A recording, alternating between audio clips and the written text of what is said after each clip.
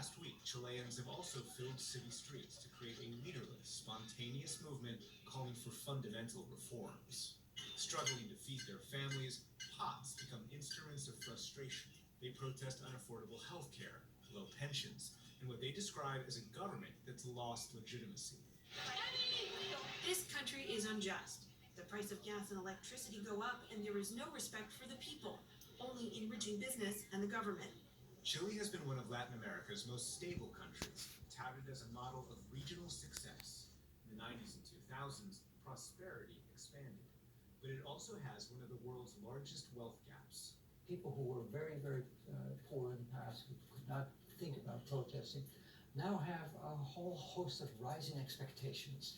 And so it's a crisis in a sense of rising expectations that are not fulfilled on the part of many, many people. Arturo Valenzuela was the director of Georgetown's Latin American Studies Center and a former senior State Department official who's tracked the country as it modernized and grew richer.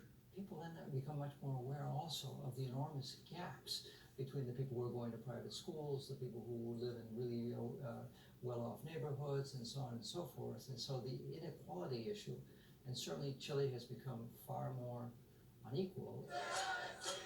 And this week, that feeling of inequality exploded not only into peaceful protest, but also deadly clashes between government and the governed. At least 17 protesters have been killed and hundreds of police injured in running battles that paralyzed the capital, Santiago. Billionaire President Sebastián Piñera announced increased pensions and minimum wages, improved health care, and reversed the public transit price hike that helped spark the protest. Hemos escuchado fuerte y clara. We have heard loud and clear the voice of the people, the voice of the Chileans, who have peacefully expressed their problems, their pains, their shortages, their dreams, and their hopes for a better life. But he also deployed the military that's targeted protesters and enforced a curfew with batons and smoke grenades. It's the first time that's happened since the dictatorship of General Augusto Pinochet, when 40,000 Chileans were killed, tortured, or imprisoned. And the fear is some of those dark days are returning. Here we are in literal Santiago. On Monday, Miguel Sofia filmed as 9,000 soldiers took over Santiago's streets, and he talked to protesters unafraid of violence or the curfew. The social discontent is not just about the fare rise for the subway. The only thing the government does is criminalize a situation that, in truth, they have dragged on for so long.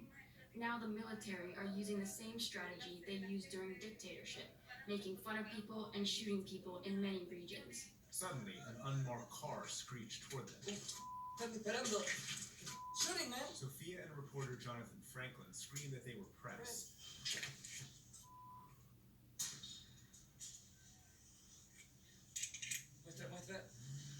No, prensa, prensa, prensa, prensa, prensa!